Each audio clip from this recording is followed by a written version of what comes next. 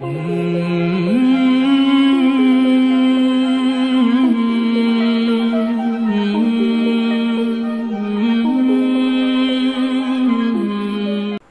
السلام علیکم. خصوصی پیشکش رہنما میں آج عید غدیر کے حوالے سے گفتگو ہوگی. سب سے پہلے تو ہم آپ کی خدمت میں، تمام مومنین کی خدمت میں اور خصوصیت کے ساتھ وارث مولا کائنات، وارث رسول، امام زمانہ جل اللہ تعالیٰ فرجہ کی خدمت میں شب عید غدیر تہنیت پیش کرتے ہیں اور دعا گو ہیں کہ خداوند عالم اس عظیم شب کے صدقے میں ہماری ہر پریشانی کو، آپ کی ہر مصیبت کو دور کرے. ناظرین، احسن الخالقین نے جب انسان کو احسن تقویم پہ خلق کیا تو اس نے اپنی عظمتوں اور عرفان تک رسائی کے لیے کچھ لوگ بھیجے. گو کہ ان کی خلقت اپنے نور سے وہ بالکل ابتدا میں کر چکا تھا جب کائنات میں کچھ بھی نہ تھا، مگر اس نے سارے حجابات یکلخت نہیں اٹھائے کہ کہیں آنکھیں خیرہ نہ ہو جائیں. سب سے پہلے اس نے انسانیت کی آغاز کے لیے حضرت آدم علیہ السلام کو اس زمین پر بھیجا. جب شعور کچھ اور بلند ہوا تو اپنے خلیل کو تحفہ انی جاعلک للناس اماما عطا فرمایا، اور جب اعتبار اور بڑھا تو باسا فی الامیین رسولا منہم کے نعرے کے ساتھ اپنے حبیب کو بھیج دیا. جب ان کی کارکردگی سے مطمئن ہو گیا، جب حق رسالت پوری طریقے سے ادا ہو گیا، جب کائنات کی خلقت کا جو اللہ کا مفہوم اور جو ارادہ تھا وہ تکمیل تک پہنچ گیا، تو منزل جوفا پہ اپنے اسی حبیب کو 1.25 لاکھ حاجیوں کے ساتھ روکا. اس نبی نے لہجہ بلال میں ایک آواز بلند کی، حی علی خیر العمل. جو پیچھے رہ گئے تھے ان کو آگے بلایا گیا، جو ساتھ تھے ان کو روکا گیا، جو آگے نکل گئے تھے ان کو پیچھے بلایا گیا. مرکز ولایت پر پوری خلقت اکٹھا کر دی گئی. اس کے بعد اس رسول نے، خیر البشر نے، نفس رسول کو اپنے دونوں ہاتھوں پر بلند کیا اور ایک صدا بلند کی، من کنتو مولا ہو فہذا علی المولا. لیجئے، اللہ نے بھی راضی ہو کر دین کو بھی تکمیل تک پہنچا دیا اور نعمتیں بھی اپنی تمام کر دی. جام بلغ جب محمد نے اٹھایا دھوپ میں، خود پیا اور ساری امت کو پلایا دھوپ میں. دست مرسل پر علی، پالان اشتر پر علی، اہل خم دیکھا کیے دلکش نظارہ دھوپ میں. آج اسی دھوپ چھاؤں کا ذکر کرنے کے لیے ہمارے ساتھ موجود ہیں حجت الاسلام والمسلمین مولانا سید صبیح الحسین رضوی صاحب قبلہ. جناب سلام علیکم. علیکم السلام ورحمۃ اللہ وبرکاتہ. اللہ نے سب سے پہلا جو یہاں پر تقاضا کیا ہے، سب سے پہلی بات کہی ہے، وہ تھوڑا سا لہجہ بدلا ہوا ہے. رسول اللہ کو ان کے عہدے سے خطاب فرمایا ہے اور ایک چھوٹا سا فقرہ کہا ہے، یا ایھا الرسول بلغ ما انزل الیک من ربک. جو آپ پر نازل کیا جا چکا ہے وہ بیان کر دیں. وہ کیا چیز تھی جو نازل کی جا چکی تھی اور کب بیان کی گئی تھی؟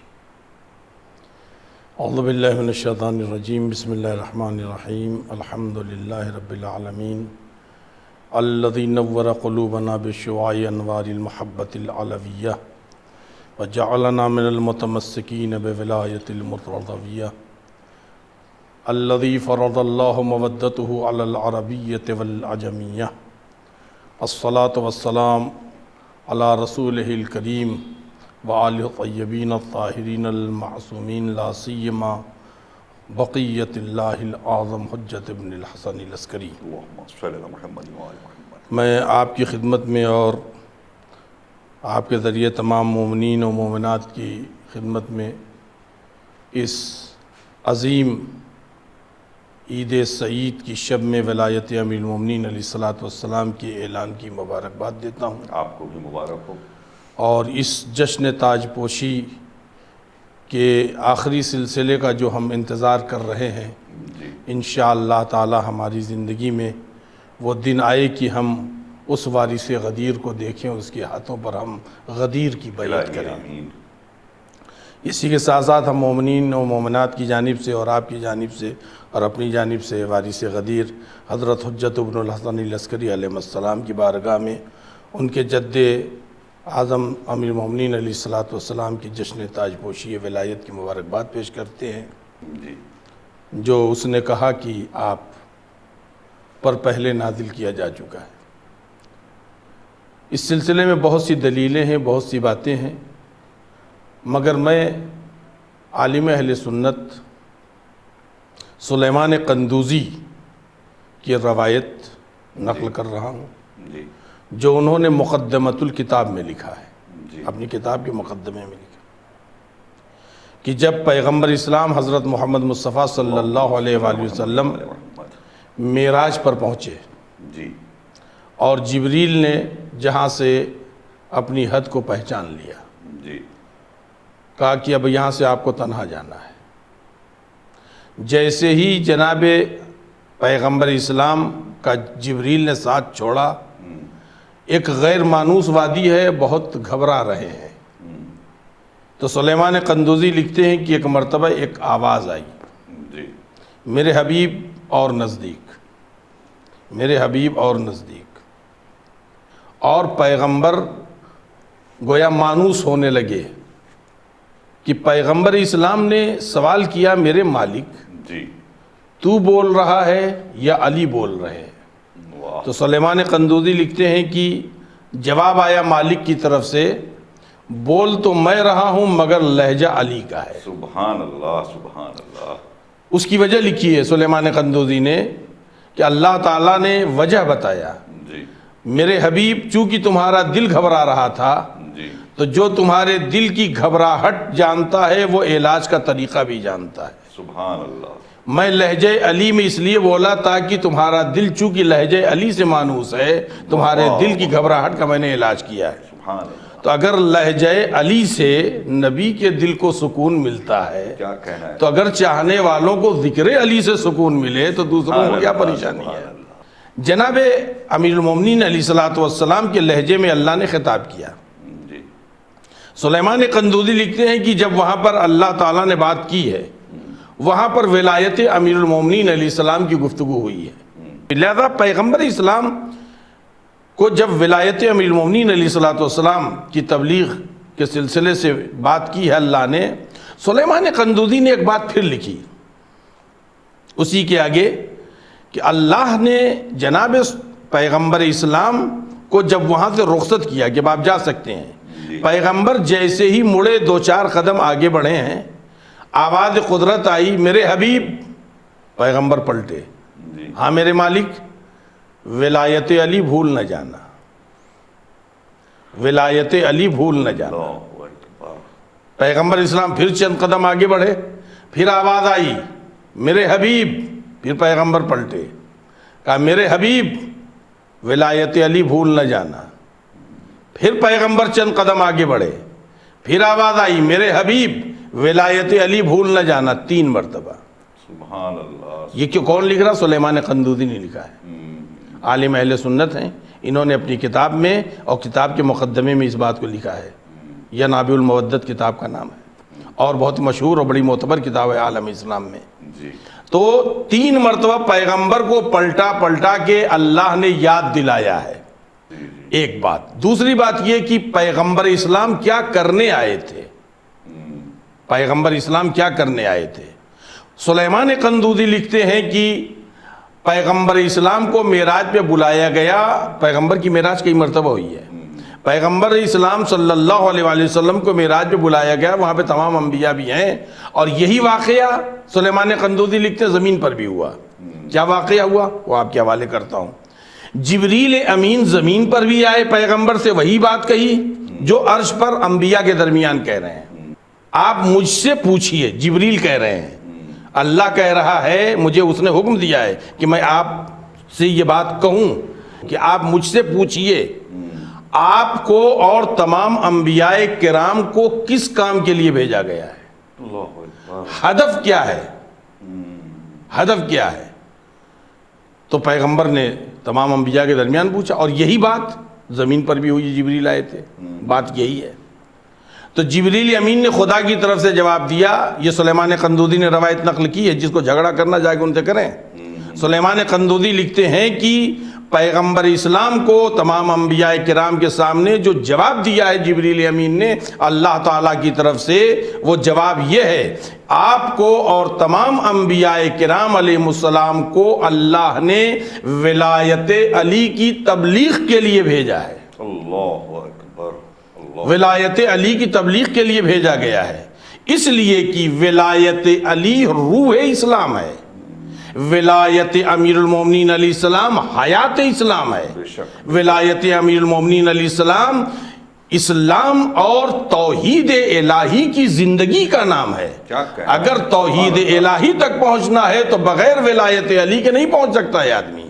توحید الہی کو سمجھنے کے لیے علی کا سجدہ سمجھنا ہوگا، توحید الہی کو سمجھنے کے لیے علی کا رکوع سمجھنا ہوگا، توحید الہی کو سمجھنے کے لیے امیر المومنین کا قیام سمجھنا ہوگا، توحید الہی کے لیے مولائے کائنات کا سونا بھی سمجھنا ہوگا اور ان کا جاگنا بھی سمجھنا ہوگا، مولائے کائنات کی جنگ بھی سمجھنی ہوگی اور مولائے کائنات کی صلح بھی سمجھنی ہوگی۔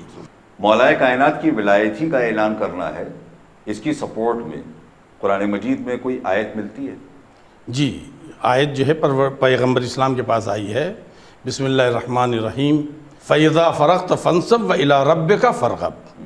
میرے پیغمبر، جب آپ اپنی ذمہ داریوں سے پوری کر لیں، اپنی ذمہ داریوں سے فارغ ہو جائیں، لہذا میرے پیغمبر آپ اپنے بعد جانشینی کے لیے، تمام مفسرین لکھتے ہیں، مولائے کائنات کو منسوب کریے، پھر میری بارگاہ میں پلٹیں۔ کیا کہنا ہے، سبحان اللہ، سبحان اللہ۔ من کن تو مولا ہو فہذا علی المولا کہنے کے پہلے جناب رسالت مآب صلی اللہ علیہ وآلہ وسلم نے ایک طویل خطبہ دیا ہے۔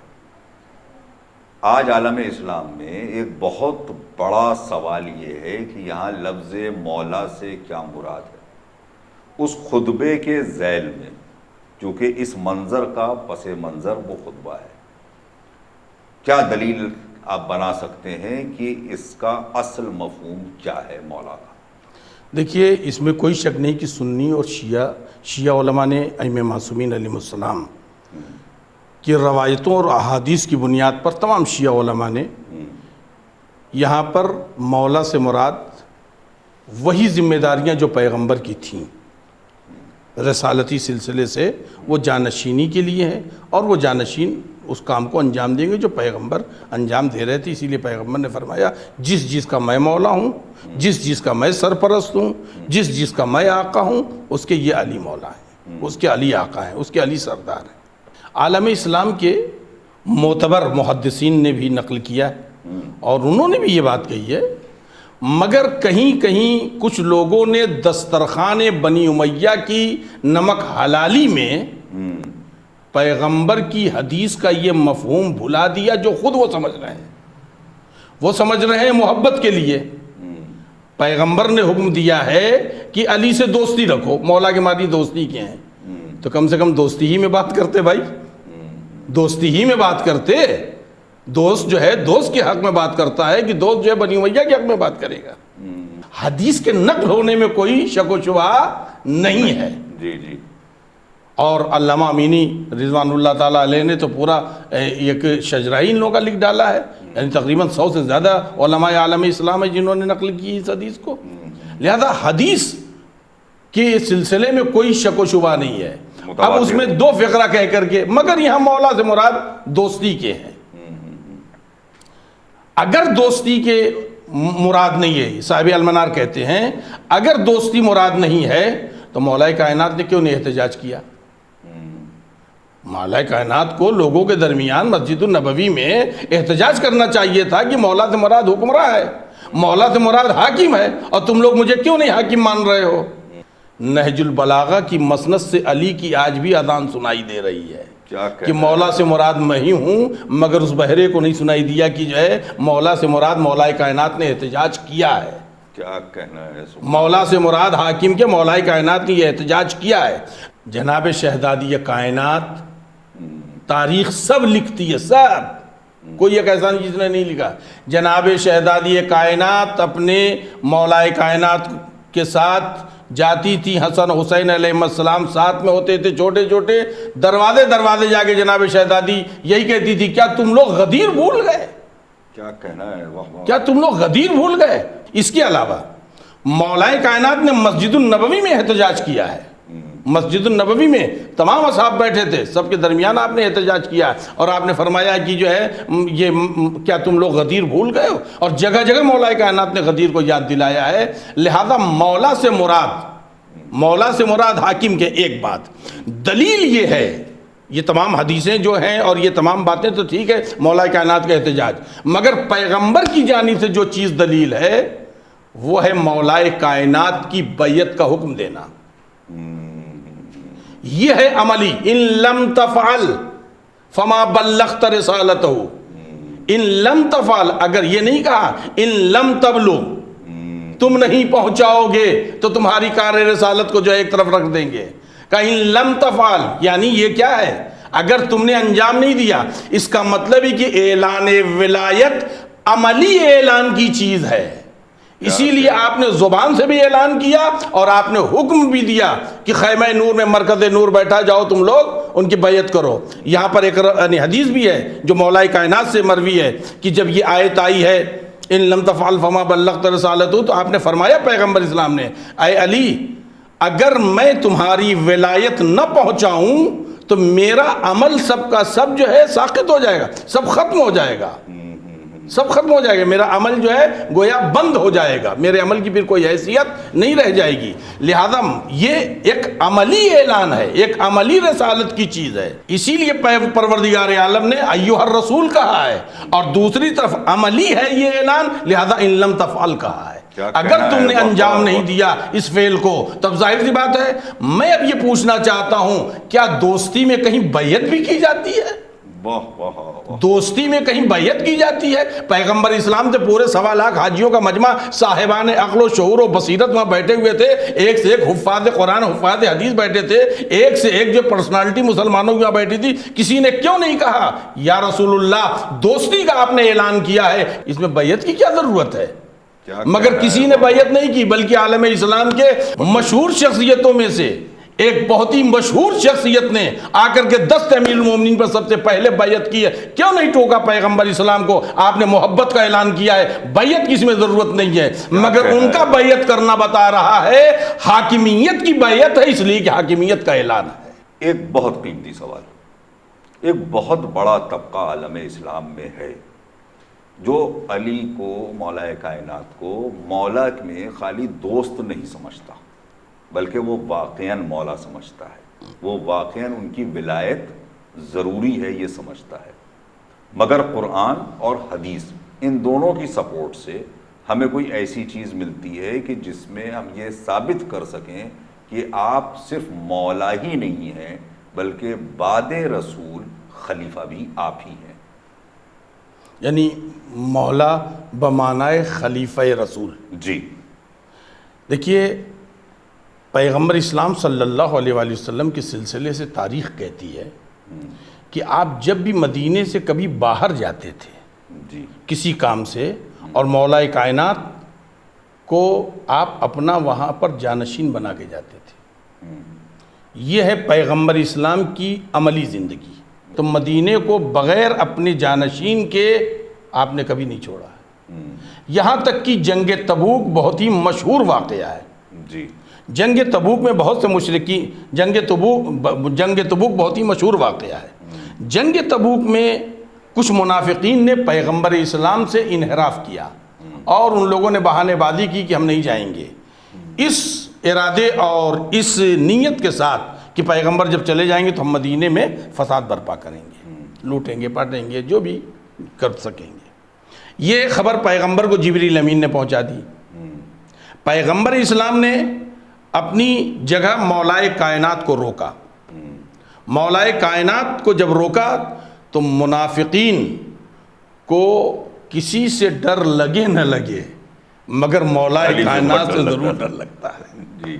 یہی وجہ ہے کہ علی کے سلسلے میں پیغمبر اسلام کی حدیث ہے، اے علی تم سے جو دشمنی کرنے والا ہوگا منافق ہوگا یا کافر ہوگا، بے شک یا کافر ہوگا یا منافق ہوگا۔ بہرحال تو یہ پیغمبر اسلام صلی اللہ علیہ وآلہ وسلم نے مولائے کائنات علیہ الصلوۃ والسلام کو اپنا جانشین بنایا۔ اس پر منافقین نے دیکھا کہ یہ تو علی بن گئے پیغمبر کی جگہ، یعنی علی رکیں گے، اور علی کے رہتے ہوئے تو ہم کچھ کر بھی نہیں پائیں گے، ہمارے بڑے بڑے نہیں کچھ پائیں گے تو ہم کیا کر لیں گے۔ لہذا ان لوگوں نے ایک دوسرا منصوبہ بنایا، وہ دوسروں کے ذریعے سے اور خود جو ہے طنز کرنے لگے، علی کو عورتوں کی حفاظت کے لیے چھوڑ دیا، علی کو عورتوں کی حفاظت کے لیے چھوڑ دیا۔ مولائے کائنات کی بات بری لگی تو پیغمبر کے پاس آئے، بلکہ بعض جگہوں پہ مولائے کائنات رو دیے۔ جب مولائے کائنات علیہ السلام نے آ کے شکوہ کیا کہ کیا ان عورتوں کے لیے میں ہوں، میں مرد میدان ہوں، میں مجاہد ہوں، مجھے جہاد کرنا ہے، مجھے یا رسول اللہ اپنے ساتھ لے کر کے چلیے، مجھ سے کون سی وہ خطا ہوئی کہ مجھے ساتھ لے کر کے نہیں جا رہے اور لوگ تانا دے رہے ہیں کہ علی کو عورتوں کے لیے چھوڑ دیا ہے۔ اس وقت پیغمبر اسلام نے فرمایا کیا علی تم راضی نہیں ہو؟ انتا منی بمنزلت ہارون من موسیٰ الا انہ لا نبی بعدی۔ اس حدیث کو تمام سنی شیعہ علماء اور محدثین سب نے نقل کیا ہے، سب نے نقل کیا ہے، حاکم نیشابوری نے بھی نقل کیا اس کو۔ اور اس کا مطلب یہ ہے کہ اے علی کیا تم یہ اس بات پر راضی نہیں ہو کہ تمہاری نسبت مجھ سے وہی ہے جو جناب موسیٰ علیہ السلام سے جناب ہارون کی تھی؟ وہ نسبت کیا ہے؟ جب جناب موسیٰ علیہ السلام کی بھی تاریخ کہتی جب بھی آپ اپنے شہر سے باہر جاتے تھے تو جناب ہارون کو اپنا جانشین بنا کے جاتے تھے، نمبر ایک۔ نمبر دو، جب آپ گئے ہیں توریت لینے کے لیے اور اللہ نے کہا تھا 30 دن کے لیے تمہیں آنا ہے اور 40 دن روک لیا، تو جب یہ جانے لگے جناب موسیٰ علیہ السلام تو قرآن مجید کہہ رہا ہے کہ جناب موسیٰ علیہ السلام نے جناب ہارون کو اپنا جانشین اور خلیفہ بنایا اور ان سے کہا کہ دیکھو تم جو ہے وہ فساد برپا کرنے والوں کا اتباع نہ کرنا، تم میرے جانشین ہو اور یہاں پر اصلاح کی باتیں کرنا۔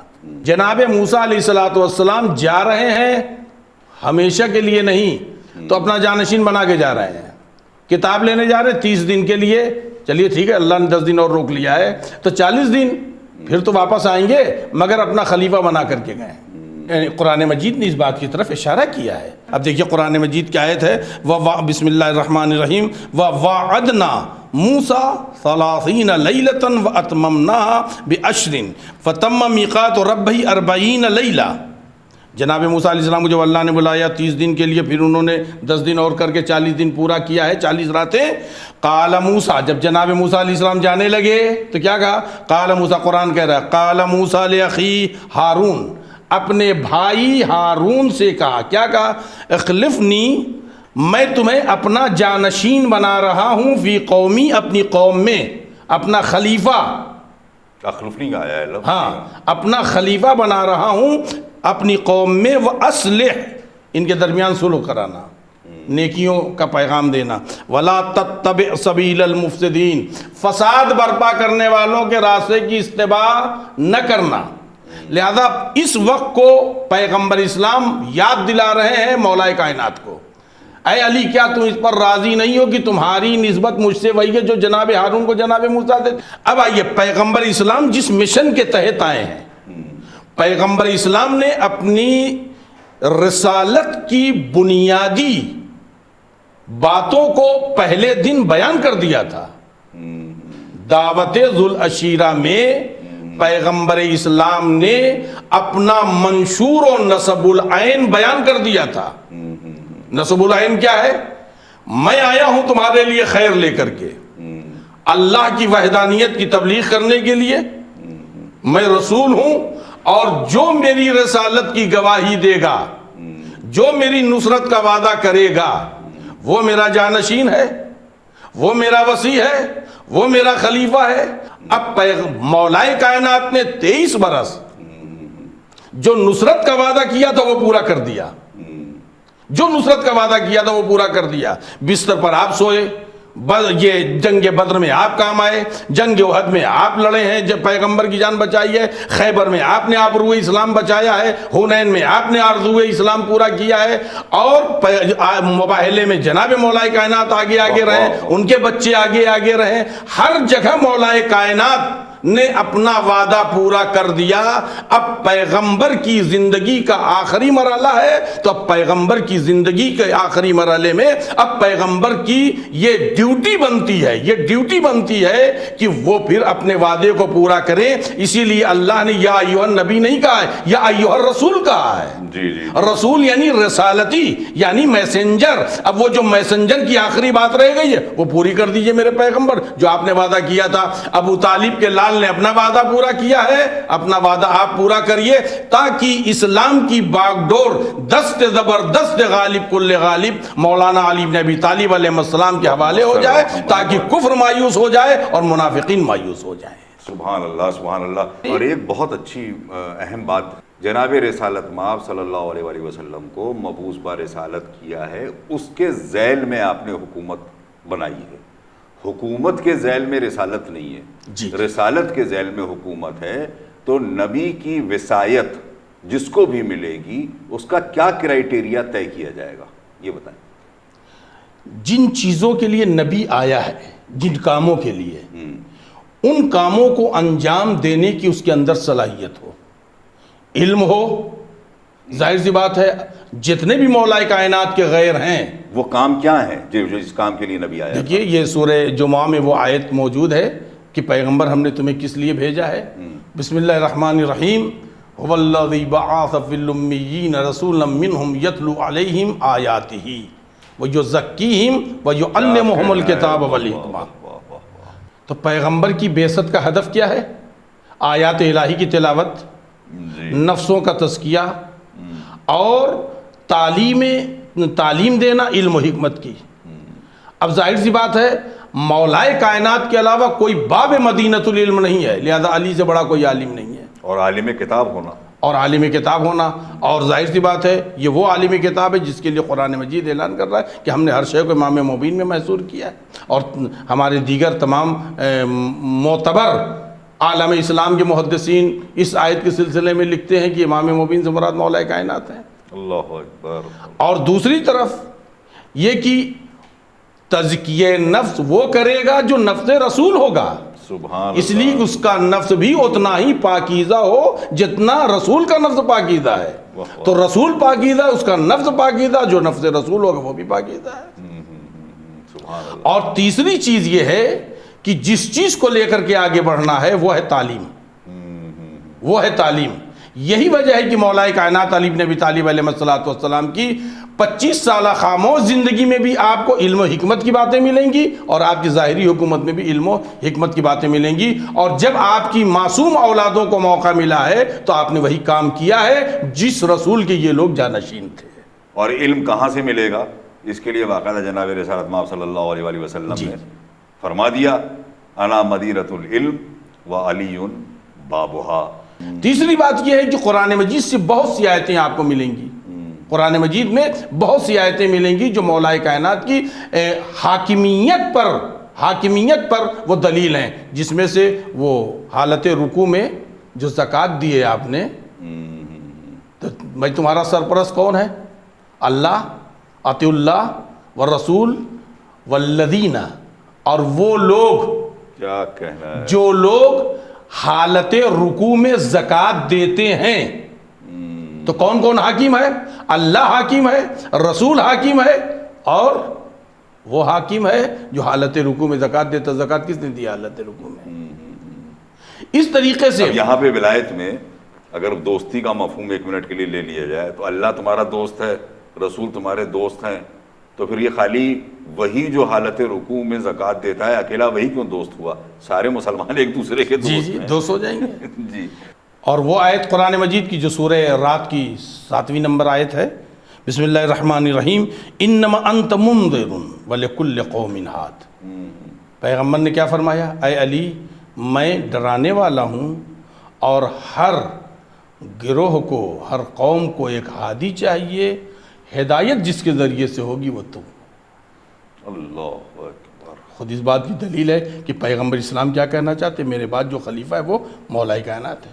پھر پیغمبر اسلام کی وہ حدیث جسے عالم اسلام کے تمام محدثین نے نقل کیا ہے، حدیث ثقلین، حدیث ثقلین، انی تارک فیکم ثقلین کتاب اللہ و اطرتی۔ اب آپ ذرا یہاں پر دیکھیے، جو پیغمبر اسلام کہہ رہے ہیں میں تمہارے درمیان دو گراں قدر چیزیں چھوڑ کے جا رہا ہوں، ایک کتاب خدا ہے اور ایک میری اطرت ہے۔ ان تمسکتم بہما، اگر تم لوگ ان سے متمسک رہے، اگر متمسک رہے، لن تضلوا من بعدی، تو میرے بعد تم گمراہ نہیں ہوگے۔ تو ہدایت، ہادی، خلافت، امامت، یہ کس کی ذمہ داری ہے؟ جو قوم کو گمراہی و ضلالت سے بچا لے۔ اور پیغمبر کہہ رہے ہیں کہ تم اگر گمراہی و ضلالت سے میرے بعد بچنا چاہتے ہو تو یہ میری اطرت ہے، یہ میری اطرت ہے، یہ تمہیں بچائے گی۔ لہذا مولا کائنات کی خلافت اور آپ کی امامت اور آپ کی ولایت پر یہ سب سے بڑی دلیل ہے۔ خود جناب صدیقہ کبریٰ حضرت فاطمہ زہرا صلوات اللہ وسلامہ علیہا، امیر المومنین علیہ الصلوۃ والسلام کی حاکمیت و خلافت و امامت بلا فضل پر دلیل ہیں۔ اللہ اکبر، سبحان اللہ۔ جو صدیقہ کبریٰ ہے، جو واقع مباہلے کی ایک بنیادی دلیل ہے صداقت پیغمبر کے لیے، وہ مولا کائنات علیہ الصلوۃ والسلام کی خلافت بلا فصل کی سب سے بڑی بنیادی دلیل ہے کہ جناب شہزادی کائنات نے آپ کے مقابلے پر آنے والوں کے لیے احتجاج کیا ہے، گھر گھر جا کر کے لوگوں سے کہا ہے کہ مولا کائنات کے سلسلے سے کیا تم لوگ غدیر کو بھول گئے ہو؟ کیا تم نے میرے بابا کی وصیتیں بھلا دی ہیں؟ سب سے بڑی بات کہ جناب شہزادی نے جو خطبہ فدق دیا ہے، اس خطبہ فدق میں باقاعدہ رسول اللہ کی طرف سے اس بیان کو واضح بھی کیا۔ میں چاہتا ہوں دو جملے اس پر بھی آپ بیان فرمائیں۔ جناب شہزادی نے فرمایا ہے کہ تم لوگ اب کبھی سکون سے نہیں بیٹھو گے، اس لیے کہ تم لوگ اصل مرکز سے دور ہو گئے ہو، تم لوگ نور سے دور ہو گئے ہو، تم لوگ اصل رہبری سے دور ہو گئے ہو۔ جناب شہزادی کائنات نے ان چیزوں کی طرف اشارہ کیا ہے۔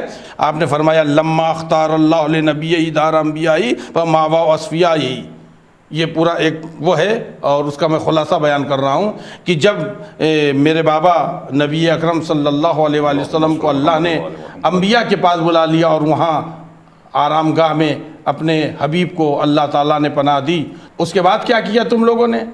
جناب شہزادی فرماتی ہیں نفاق کی علامتیں ابل پڑیں، نفاق کی علامتیں ابل پڑیں، دین کا لباس پرانا ہونے لگا، اور جتنے بھی گمراہ تھے ان کے سکوت، ان کی خاموشیاں ٹوٹنے لگیں، اور جو پست رتبہ اور پس منزلت تھے، جن کی کوئی پرسنالٹی، کوئی حیثیت نہیں تھی، وہ اپنے آپ کو قدر و منزلت کی دنیا میں لا کر کے پیش کرنے لگے کہ ہم کوئی اونچی شخصیت ہیں، ہم کوئی بہت اونچی پرسنالٹی ہیں۔ اور جناب شہزادی فرماتی ہیں وہ اونٹ جسے اہل باطل نے بڑی ناز سے پالا تھا وہ بھی آواز دینے لگا، وہ بھی آواز دینے لگا، اور تمہارے دروازوں پر، تمہارے گھروں میں آ گیا۔ شیطان نے بھی خوب بہترین موقع دیکھا، وہ تو تمہارے کمینگاہ میں تھا ہی، لہذا وہ بھی باہر نکل آیا، اور تم کو اس نے پکارا شیطان نے، تو اس کی آواز پہ تم لوگوں نے لبیک کہا، تم لوگوں نے اس کی آواز پر لبیک کہا۔ اس نے تم لوگوں کو دھوکہ دیا تو اس کے دھوکے میں تم آ گئے، اس نے تم لوگوں کو پکارا تو اس کی آواز پر تم لوگوں نے لبیک کہا، اور اس نے بھی دیکھا شیطان نے کہ تم بہت آسانی سے میری بات مان جاؤ گے، اور شیطان نے یہ سمجھ لیا کہ جب میں تمہیں پکاروں گا تو تم لوگ آ جاؤ گے، اور پھر ایک ایسے پانی کے کنارے تم لوگ آ کر کے ٹھہرے جہاں تمہارا کوئی حق نہیں تھا۔ اللہ اکبر۔ لہذا جناب شہزادی کائنات نے خود ان باتوں کی طرف متوجہ کر دیا ہے، اور مولا کائنات کی خلافت بلا فضل پر سب سے بڑی دلیل بنت رسول کی سیرت اور آپ کے اقوال اور آپ کی باتیں ہیں جو تاریخ میں موجود ہے۔ اور ایک بہت اہم بات یہ ہے کہ اس کا اعتراف تو بڑے بڑے علماء نے کیا ہے کہ شہزادی باغ فدق کے مطالبے کے لیے تشریف نہیں لے گئی تھی، بلکہ خلافت علی ابن ابی طالب کے لیے دربار میں تشریف لے گئی تھی۔ یہی وجہ ہے کہ آج خطبے کا بھی کہیں نام و نشان نہیں ہے، آج کسی کتاب میں ولایت علی کا بھی ذکر نہیں ہے، اور آج کوئی بھی اس من کنت مولا کے صحیح مطلب اور اس کے صحیح مفہوم تک بھی چاہ کے نہیں پہنچنا چاہتا ہے کہ علی کا فضل و شرف بس یہ اختصار میں ہے، کلام پاک اسی نام کے حصار میں ہے، اور علی کا عشق اسے منفرد بناتا ہے۔ علی کا چاہنے والا اگر ہزار میں ہے۔ ناظرین، آج بہت کچھ رہ گیا بات کرنے کے لیے، مگر وقت کی قلت اجازت نہیں دیتی۔ ہم آپ سے اجازت چاہتے ہیں۔ خدا حافظ و ناصر، والسلام علیکم ورحمۃ اللہ وبرکاتہ۔